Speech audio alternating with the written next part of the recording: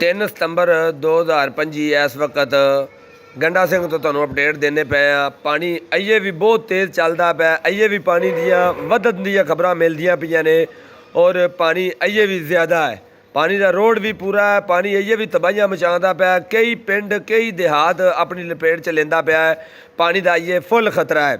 ਤੇ ਇਸ ਵਕਤ ਹਰੀ ਘਾਟ ਤੇ ਜਿਹੜੀ ਹੈ ਸਾਨੂੰ ਅਪਡੇਟ ਮਿਲਦੀ ਪਈ ਹੈ, ਉਹ ਖਬਰਾਂ ਦੇ ਜ਼ਰੀਏ ਤੇ ਉਹ ਮਿਲਦੀ ਪਈ ਹੈ 3,35,030 ਕਿਊਸਕ ਜਿਹੜਾ ਹਰੀ ਘਾਟ ਦੀ ਅਪ ਸਟਰੀਮ ਤੇ ਪਾਣੀ ਪਹੁੰਚਦਾ ਪਿਆ ਔਰ ਜਿਹੜਾ ਇਖਰਾਜ ਹੁੰਦਾ ਪਿਆ 3,18,159 ਕਿਊਸਕ ਹਰੀ ਘਾਟ ਦੀ ਡਾਊਨ ਸਟਰੀਮ ਤੇ ਕੀਤਾ ਜਾਂਦਾ ਪਿਆ, ਜਿਹੜਾ ਗੰਡਾ ਸਿੰਘ ਵੱਲੇ ਆਉਂਦਾ ਪਿਆ। ਤੇ ਗੰਡਾ ਸਿੰਘ ਤੇ 2,69,000 ਕਿਊਸਕ ਸ਼ੋ ਹੁੰਦਾ ਪਿਆ ਆਪਣੇ FFD। ਤੇ ਬਾਕੀ ਜਿਹੜਾ ਜ਼ਿਲ੍ਹਾ ਇੰਤਜ਼ਾਮੀਆ ਜਿਹੜੇ ਵੀ ਪਿੰਡਾਂ 'ਚ ਜਿਹੜੀ ਵੀ ਜਗ੍ਹਾ 'ਤੇ ਐਲਾਨ ਕਰਾਉਂਦੀ ਵੀ ਹੈ, ਨੀਵੇਂ ਇਲਾਕਿਆਂ 'ਚ ਨੀਵੀਂ ਜਗ੍ਹਾ 'ਤੇ ਕੋਈ ਬੈਠਾ ਹੈ ਤੇ 2023 ਵਾਲਾ ਹਿਸਾਬ ਨਾਲ ਸਮਝੇ ਇਹ ਬਹੁਤ ਵੱਡਾ ਪਾਣੀ ਹੈ ਤੇ ਇਹ ਮਜ਼ੀਦ ਆਉਂਦਾ ਪਿਆ ਹੈ। ਤੋਂ ਬਾਹਰ ਨਿਕਲ ਜਾਵੇ, ਆਪਦੀ ਸੇਫਟੀ ਜਗ੍ਹਾ 'ਤੇ ਪਹੁੰਚ ਜਾਵੇ।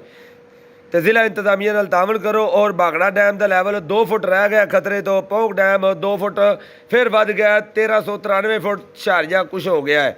ਤੇ ਬਾਗੜਾ ਡੈਮ ਵੀ 1677.84 ਫੁੱਟ ਤੇ ਆ। ਤੇ ਕੰਮ ਬਹੁਤ ਹੀ ਖਰਾਬ ਹੁੰਦਾ ਪਿਆ। ਇਹ ਮਜ਼ੀਦ ਪਾਣੀ ਜਿਹੜਾ ਹੈ ਨਾ ਉਹ ਆਉਂਦਾ ਪਿਆ ਜੇ, ਮਜ਼ੀਦ ਪਾਣੀ ਸਾਡੇ ਕੋਲ ਵੀ ਆਉਂਦਾ ਪਿਆ, ਪਾਣੀ ਰੋੜਦਾ ਪਿਆ, ਪਾਣੀ ਤਬਾਹ ਕਰਦਾ ਪਿਆ, ਫਸਲਾਂ ਤਾਂ ਸਾਰੀਆਂ ਤਬਾਹ ਹੋ ਗਈਆਂ ਨੇ। ਤੇ ਬਚੋ, ਆਈਏ ਵੀ ਬਚ ਜਾਓ, ਜਿਹੜੇ ਬਚ ਸਕਦੇ ਨੇ ਆਪਣਾ ਸੇਫਟੀ ਜਗ੍ਹਾ 'ਤੇ ਪਹੁੰਚ ਜਾਓ।